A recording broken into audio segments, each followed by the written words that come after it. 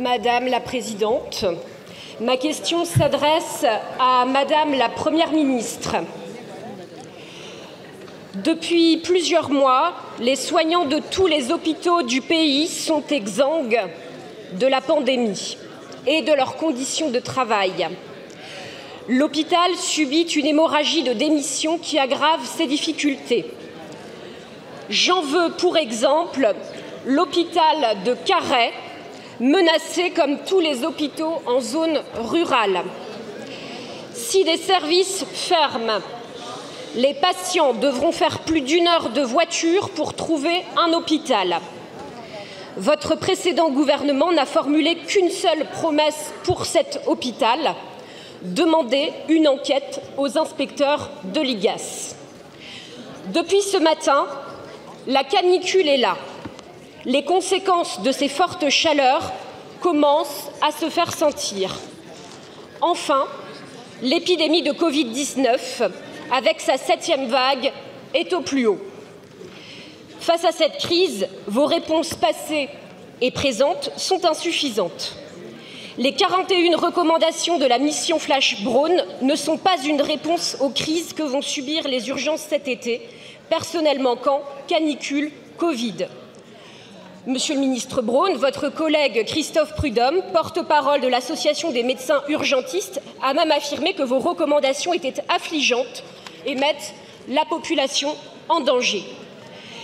Ces recommandations ne répondent pas à la crise des services d'urgence, qui n'est que le symptôme plus large de la crise de l'hôpital et des déserts médicaux. Madame la Première ministre, ma question est simple. Combien de morts faudra-t-il pour que vous preniez enfin les mesures qui s'imposent? Allez-vous trier? Merci. Vous avez écoulé votre temps, ma chère collègue. Ma chère collègue, c'est fini. La parole est à Monsieur François Braun, ministre de la Santé et de la Prévention.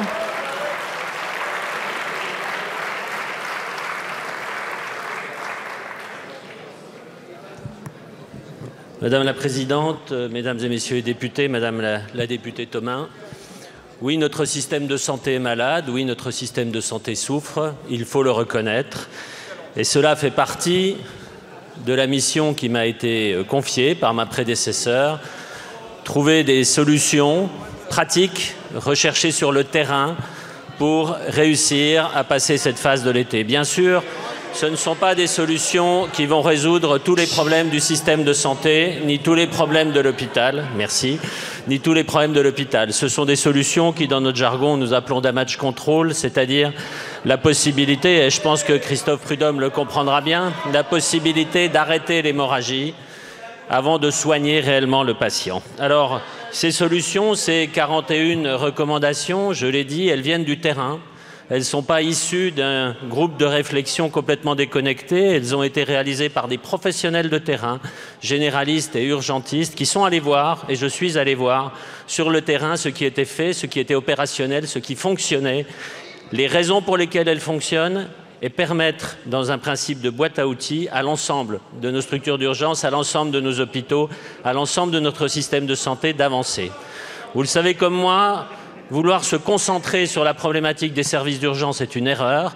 Les services d'urgence sont à la conjonction de problèmes liés à la ville et de problèmes liés à l'hôpital. Ce n'est que la partie émergée de l'iceberg. Croire que l'on peut simplement régler les services d'urgence, les problématiques actuelles en s'attachant aux services d'urgence est une erreur. Il faut prendre en compte l'amont, la ville, l'aval, l'hôpital, la coordination entre eux. Et c'est exactement en cela que les 41 recommandations sont précises. Maintenant, je tiens à vous dire que j'ai entendu dire que les recommandations voulaient fermer les services d'urgence, empêcher nos concitoyens d'y accéder. C'est totalement faux.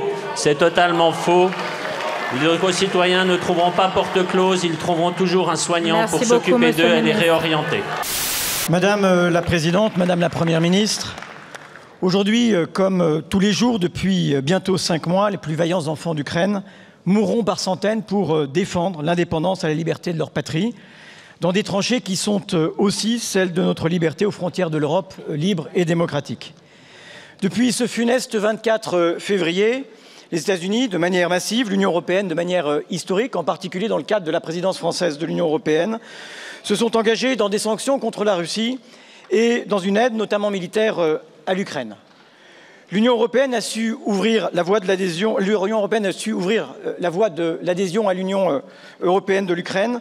C'était son devoir, mais cela sera tout aussi nécessaire vis-à-vis de plusieurs pays des Balkans occidentaux pour ne pas laisser la place à des entreprises de déstabilisation du Kremlin aux frontières de l'Union. Depuis ce 24 février, plus de 5 millions d'Ukrainiennes et d'Ukrainiens ont fui leur pays, rejoignant l'accord des 100 millions de réfugiés qui, partout dans le monde, sont loin des leurs et de leur pays. Plus de 100 000 Ukrainiens sont accueillis aujourd'hui en France, notamment par des milliers de familles volontaires soutenues par des associations, et je voudrais leur rendre un vibrant hommage ici. Voilà la France que nous aimons, loin des peurs de l'étranger manipulé par certains sur ces bancs. Madame la Première ministre, pour l'Ukraine comme pour nous, le pire est peut-être devant nous. Pour continuer d'aider l'Ukraine, nous devons anticiper une autre forme de guerre, énergétique et alimentaire cette fois, que le pouvoir russe prépare dans un grand cynisme.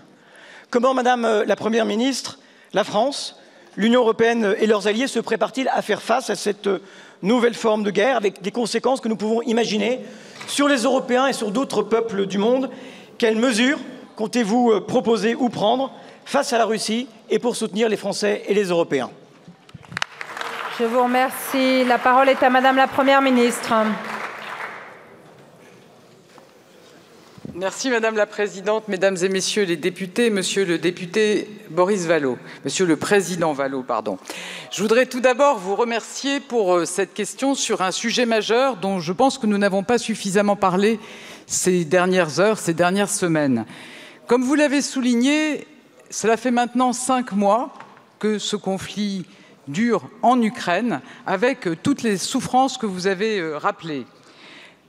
Comme tous ici, je pense, je veux dire mon admiration pour le courage et la détermination du peuple ukrainien. Et je pense que nous pouvons leur rendre hommage.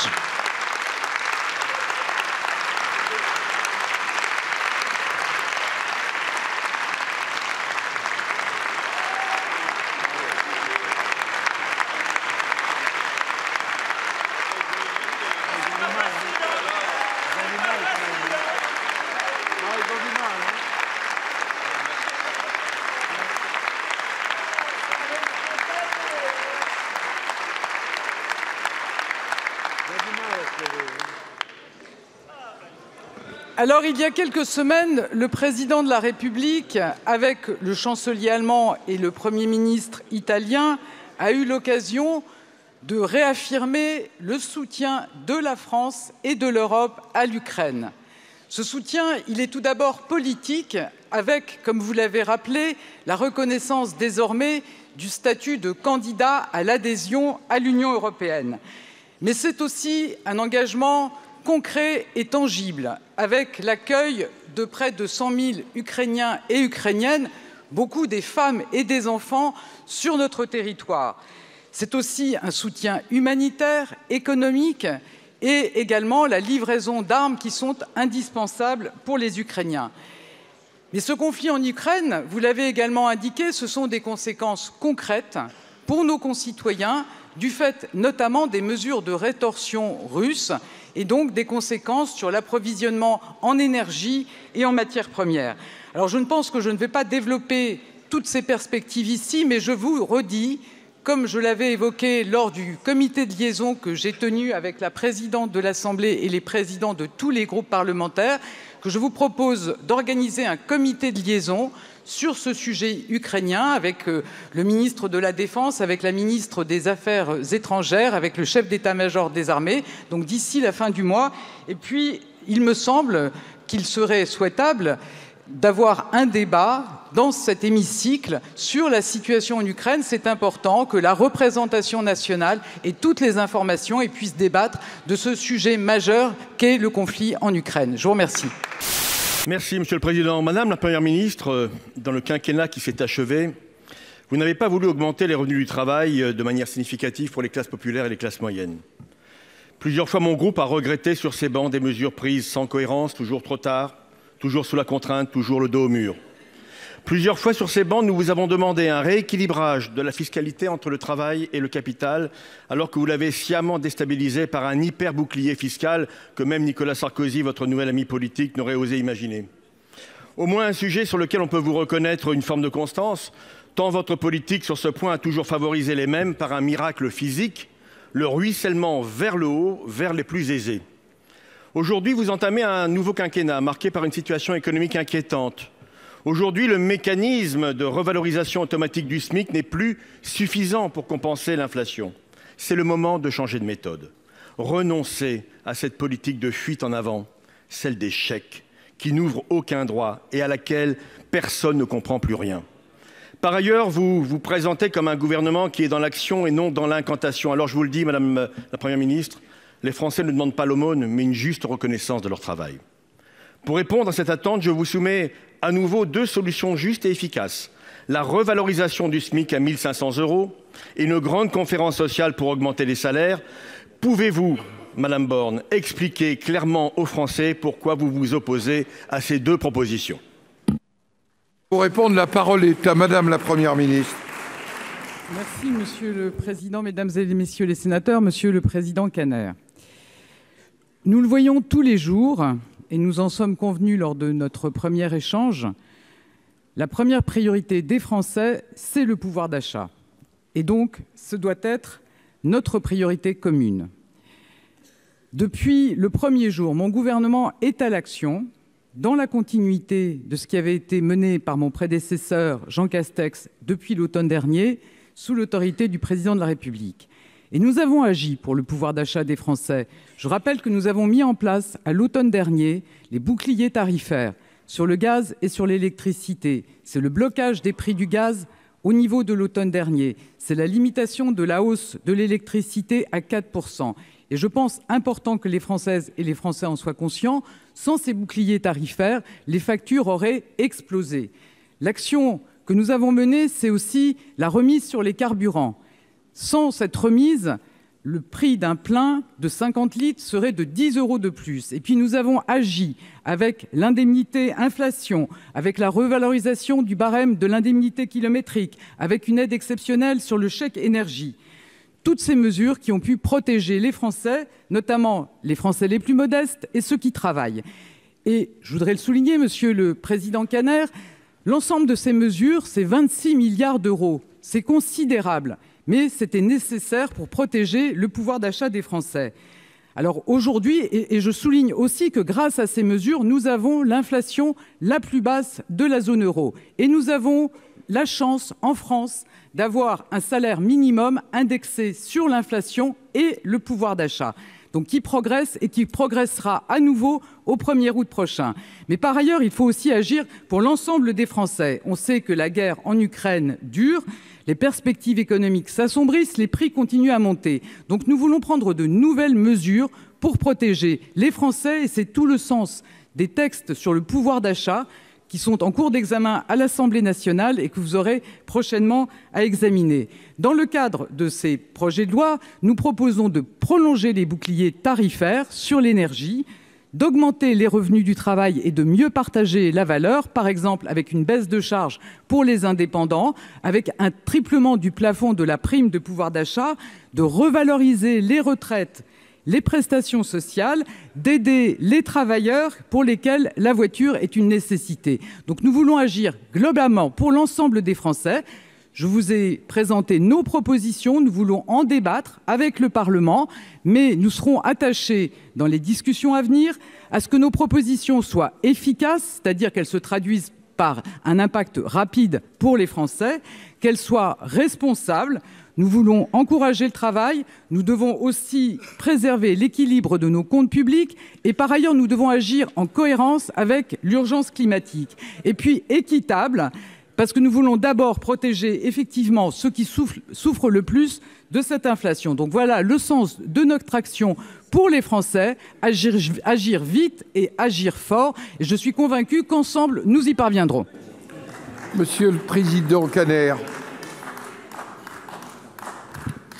Madame la Première ministre, vous ne m'avez pas répondu, j'en suis désolé.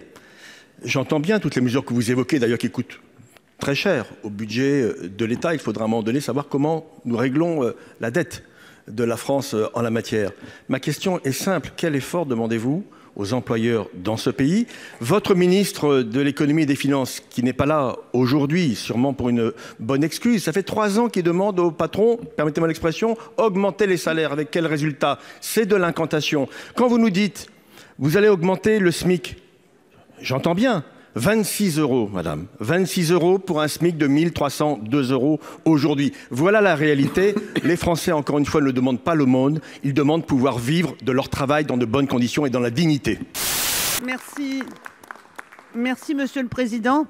Il y a 6 mois, le président Macron, devant le Parlement européen, a indiqué son souhait d'inscrire le droit à l'avortement dans la Charte des droits fondamentaux de l'Union européenne.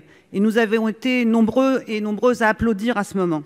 Depuis, il y a eu l'effroyable décision de la Cour suprême aux États-Unis, qui a été pour nous un choc brutal. Aucune démocratie n'est désormais à l'abri. Le lobby international anti-IVG, anti-choix est puissant. Il dispose de moyens financiers importants, de relais idéologiques, politiques et religieux. Personne ne peut dire ce qui se passera en France demain ou après-demain. Plusieurs propositions de loi ont été déposées et j'associe à mon propos mes collègues du groupe communiste, les collègues du groupe Europe Écologie Les Verts qui aussi travaillent, ainsi que tous les groupes de l'Assemblée nationale. Mais la Constitution de 58 est ainsi faite que ce n'est pas le Parlement qui a la plus facile initiative en matière de réforme de la Constitution. La démarche, la procédure la plus efficace, c'est celle du projet de loi. Aussi, Madame la Première ministre, ma question est très simple et je vous demande solennellement, pensez-vous inscrire à l'ordre du jour un projet de loi pour définitivement garantir dans la Constitution le droit à l'avortement et à la contraception?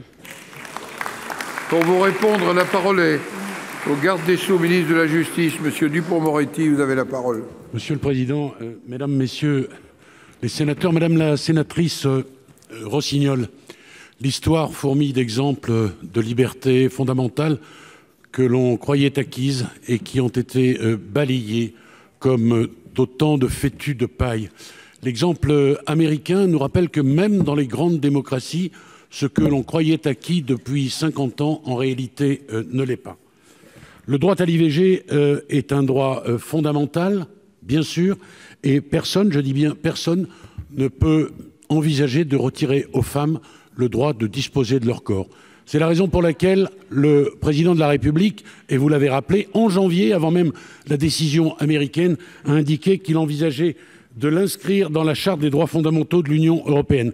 C'est la raison pour laquelle Madame la Première ministre, elle aussi, a dit que le gouvernement soutiendrait toutes les initiatives parlementaires engagées sur cette question.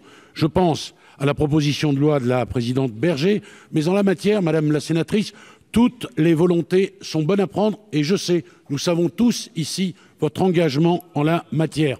Alors certains diront, et vous l'avez rappelé, que l'exemple américain n'a pas sa place en France.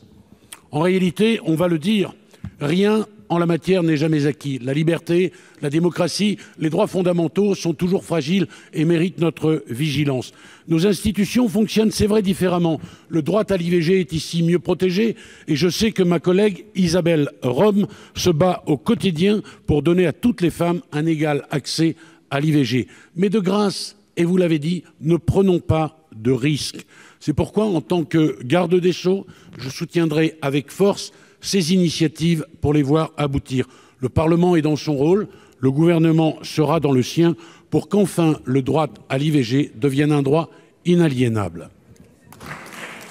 Madame Rossignol, Madame la Présidente. Monsieur le garde des Sceaux, je me réjouis du fond de votre réponse. Mais n'en prenez pas ombrage, je vais m'adresser à la Première ministre. Rien de personnel, monsieur le garde des Sceaux, soyez-en certains. Madame la Première ministre, j'ai cru comprendre que vous cherchiez des majorités de projets. Je vous en propose une à cet instant, une belle majorité de projets qui vous permettrait sur un projet de loi. Et pourquoi j'insiste sur le projet de loi? Parce que la procédure d'initiative parlementaire n'aboutira pas. Personne ne veut un référendum sur l'accès à l'IVG. Donc la seule solution pour que vos engagements soient concrets, pour que votre mandat à Matignon ne soit pas simplement le mandat d'une deuxième femme première ministre, mais celui d'une deuxième femme première ministre qui a fait avancer les droits des femmes. Je vous le redemande, faites un projet de loi. Monsieur le Président du Sénat, Madame la Première ministre, Mesdames et Messieurs les ministres, chers collègues, en janvier dernier, le livre intitulé « Les Fossoyeurs » de Victor Castanet a fait l'effet d'une véritable déflagration dans le monde des EHPAD.